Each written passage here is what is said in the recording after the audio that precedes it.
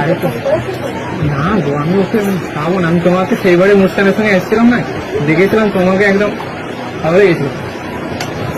কিন্তু আমার কিন্তু আমি 400 বাজেটটা নিয়ে 400 টাকা নেই। না না, সেও 400 টাকায় নেই, ওই জন্যই বললাম তো, টাকা অনুযায়ী বাজেট অনুযায়ী নিয়ে 400 টাকা সে দেয় না, 350 টাকা আসছে।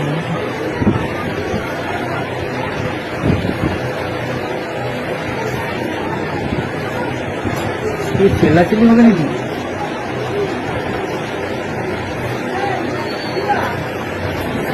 ওকে বলো না, ইমোশন করি না, এমনি বলছি।